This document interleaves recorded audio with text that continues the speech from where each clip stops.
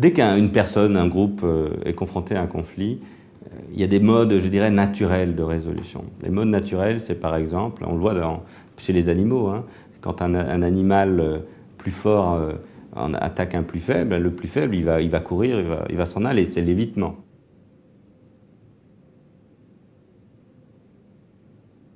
Mais l'évitement, le pourrissement, parfois aussi, c'est pas la forme la plus efficace de résolution du conflit, parce que ça résout souvent pas grand-chose, ça ne fait que différer la solution.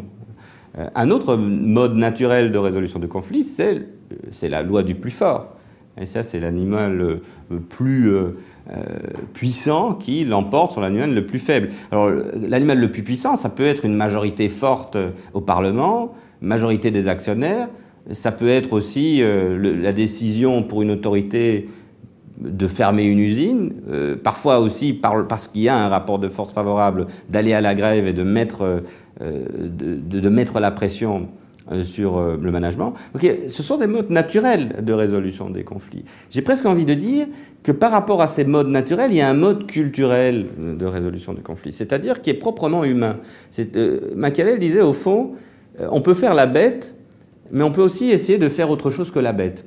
Et ça, c'est aussi la négociation, c'est-à-dire d'aller à la rencontre de l'autre, de dialoguer avec l'autre, c'est beaucoup moins naturel. Je vois ça avec mes enfants souvent, mais chacun de nous autour de nous le voit. Dire que l'idée qu'un frère et une sœur se mettent à dialoguer l'un avec l'autre, l'une avec l'autre, c'est pas aussi naturel qu'il paraît. Parce qu'il veut, au fond, ce qu'un enfant veut, par exemple, c'est de dire c'est moi qui ai raison, l'autre a tort, n'est-ce pas papa? C'est-à-dire d'invoquer l'autorité pour obtenir gain de cause. Mais la négociation, justement, c'est de dire, soudainement, nous nous retrouvons sur un pied d'égalité, tu vas t'exprimer, je vais t'écouter, je vais m'exprimer, tu vas m'écouter. On met en place un véritable échange. Le danger de la négociation aussi, parfois, c'est la négociation alibi. Aujourd'hui, on se dit, au fond, il faut négocier, donc négocions. Donc je vais faire venir les partenaires sociaux, ils vont parler, je les écoute, et puis je leur dirai autre chose, et puis il n'y a pas vraiment de dialogue, il n'y a pas vraiment d'intégration. Les valeurs qui s'expriment ne s'expriment pas avec la volonté, au terme d'un processus, que chacun se retrouve dans la solution. Tous ensemble, mobilisés!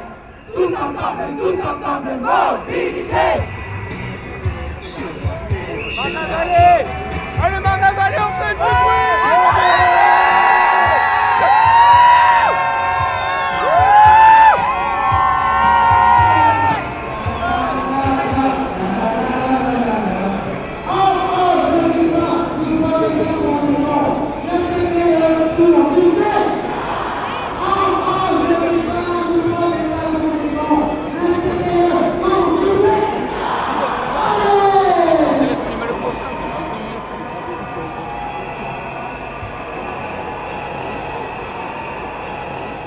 L'affaire du CPE est très très éclairante.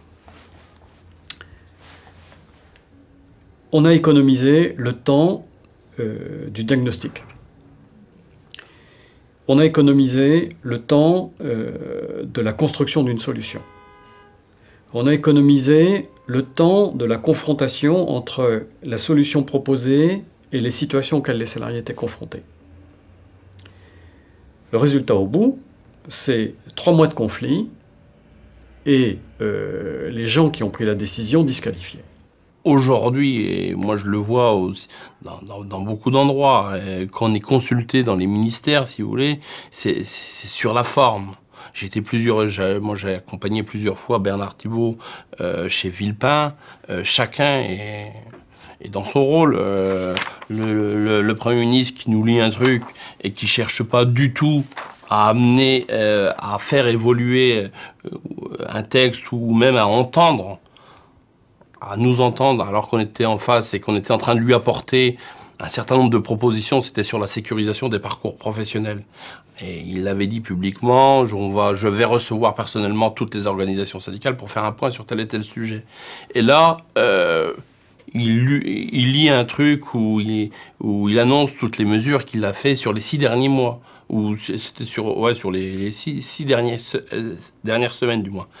Et il prend pas un mot, il prend pas son stylo pour noter quoi que ce soit, des propositions. Et même à un moment donné, sur la fin, et c'est là que vous voyez qu'à un moment donné, c'est complètement fou et on est dans une espèce de pièce de théâtre, je veux dire, où chacun joue son rôle.